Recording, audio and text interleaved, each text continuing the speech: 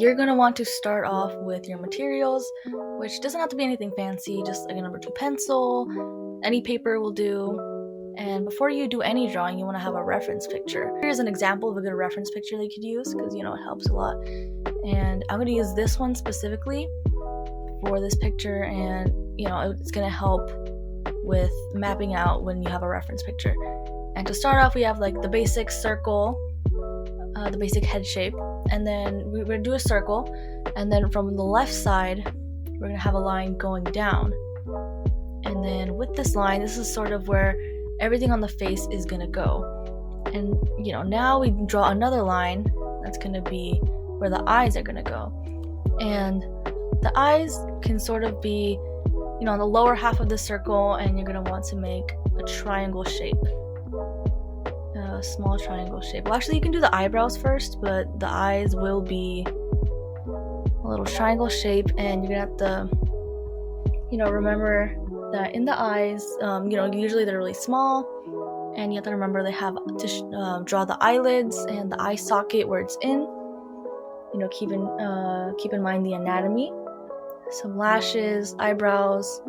The pupil's gonna be a little bit thinner, smaller. Then we're gonna have the forehead a little bit, sort of based off of the eyes.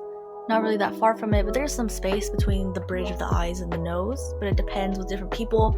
Some people have it lower, higher, different ethnic things. And then we're going to do the cheek. And the cheek is sort of goes from like the lower eyelid socket to a little bit longer, a little bit more to the bottom, not directly straight, but a little bit curved.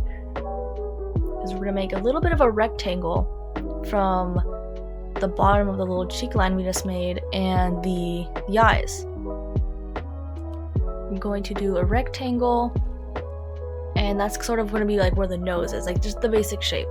And now we're going to do the mouth, the lips, and usually there is a bit of space between the bottom of the nose and the top lip. Just a little bit of space. And once again, it sort of differentiates, and you can do it's sort of like a 3. A backwards 3 when you do it on a side profile, because you can tell the lips sort of pucker out a little bit. You just do like a little 3, backwards 3 to make the lips. And then the mouth, the line of the mouth wouldn't extend that much. It would just be like a little line, and then you can shade it a little bit to make the lips seem more like lips. Once again, it varies with different people. Sometimes they have bigger lips, or they vary.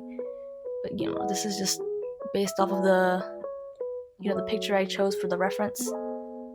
And then from the bottom of the lip, that's when we're gonna start making the chin.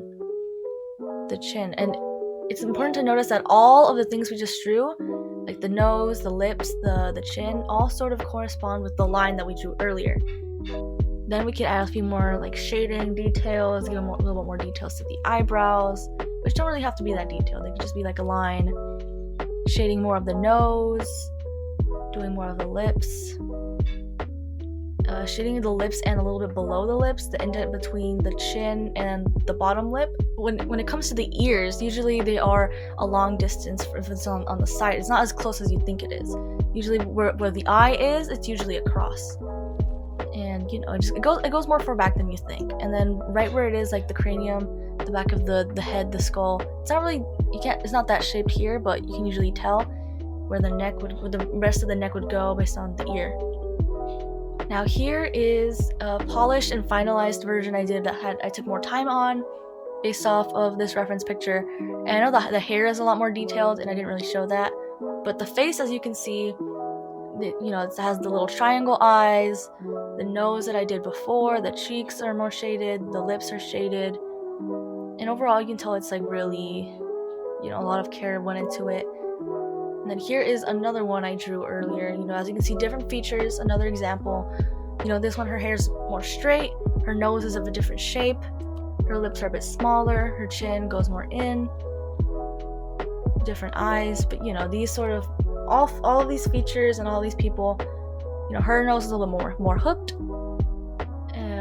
but you can tell with all these people that they have a certain, despite having different types of features, they all go within like the rules of anatomy. So they're all like proportionally correct, no matter if you're drawing like a big nose or a small button nose, or big lips or small lips. And that's it.